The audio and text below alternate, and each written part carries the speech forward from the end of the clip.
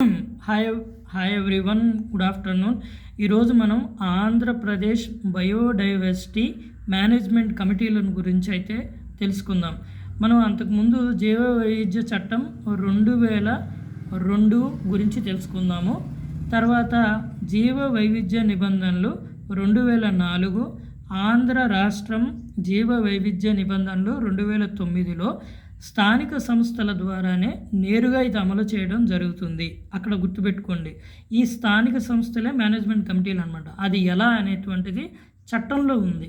చట్టంలో 41వ సెక్షన్ ప్రకారం స్థానిక, చూడండి, ప్రతి స్థానిక సంస్థ, ఇక్కడ ఇది అండర్లైన్ చేయండి, ఇక్కడ ప్రతి స్థానిక సంస్థ తన పాలనా ప్రాంతంలో బయోడైవర్సిటీ మేనేజ్మెంట్ కమిటీలను ఏర్పాటు చేయాలని సూచిస్తుంది.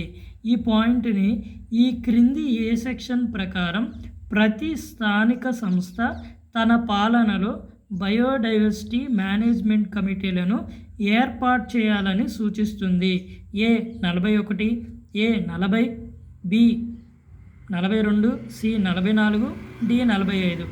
ఆన్సర్ వచ్చి సెక్షన్ 41 ప్రకారం ప్రతి స్థానిక సంస్థ తన పాలనా ప్రాంతంలో, అంటే ఇలా ఉందనుకోండి, ఈ పాలనా ప్రాంతంలో బయోడైవర్సిటీ మేనేజ్మెంట్ కమిటీలను ఏర్పాటు చేయాలని సూచిస్తున్న సెక్షన్ 41.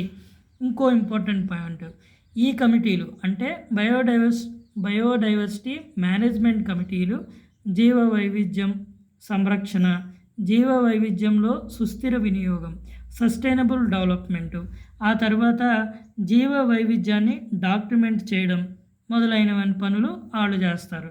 తర్వాత జీవరాశులు, జానపద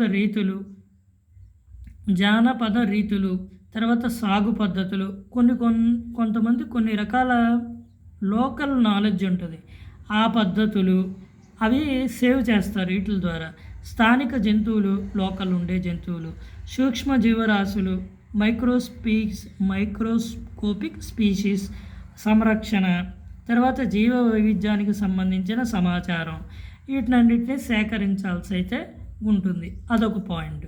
నెక్స్ట్ వెరీ ఇంపార్టెంట్ పాయింట్, జీవ వైవిధ్య సంస్థను ఏర్పాటు చేసినప్పటి నుండి ఇప్పటి నుంచి, ఇది 2009 నుంచి ఇప్పటి వరకు 2338 బయోడైవర్సిటీ మేనేజ్మెంట్ కమిటీలు అయితే ఏర్పాటు చేయడం అయితే జరిగింది.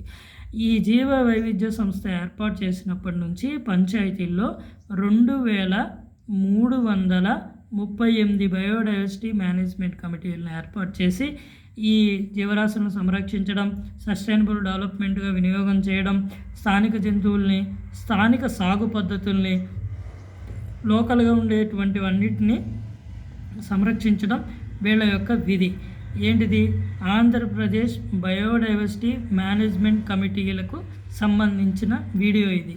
తర్వాత ఇంకోటి చూడండి, శ్రీశైలం, తిరుపతి కొండలు, కొల్లేరు, తలకోన ప్రదేశాల్లో జీవ వైవిధ్య వారసత్వ ప్రదేశాలుగా మనకి ఏర్పాటు చేయడం అయితే జరిగింది. ఓకే, ఓవరాల్గా దీని గురించి ఏమడుగుతాడంటే, స్థానిక సంస్థల పాలన ప్రకారం బయోడైవర్సిటీ మేనేజ్మెంట్ కమిటీలను చట్టం 2009 ప్రకారం ఏ సెక్షన్ ప్రకారం ఏర్పాటు చేయడం జరిగింది? సెక్షన్ 41 ప్రకారం ఏర్పాటు చేయడం అయితే జరిగింది.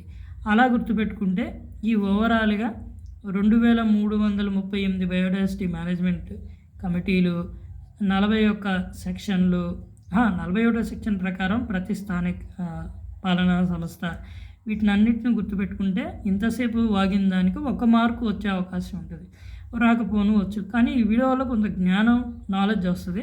కొంచెం నా ఛానల్ని సబ్స్క్రైబ్ చేయండి, లైక్ చేయండి, షేర్ కూడా చేయండి. చివరి వరకు ఈ వీడియోని చూసినందుకు మీకు ధన్యవాదాలు.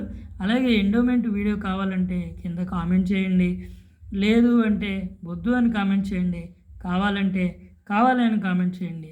అలాగే ఏపీ హిస్టరీ కావాలనుకుంటే ఏపీ హిస్టరీ కావాలి అని కామెంట్ చేయండి, ఏపీ హిస్టరీ వద్దు అయితే వద్దు అని కామెంట్ చేయండి. ఏదైనా కానీ ఈ వీడియోని చివరి వరకు చూసి కామెంట్ పెట్టినందుకు ధన్యవాదాలు. అలా నా ఛానల్ని లైక్ చేయండి, కామెంట్ చేయండి, సబ్స్క్రైబ్ చేయండి. తర్వాత మీ ఫ్రెండ్స్కి షేర్ చేయండి. ఏదన్నా ఉంటే కనుక నేను మీకు ఇన్ఫర్మేషన్ అయితే ఇవ్వడం అయితే జరుగుతుందని చెప్పడం కూడా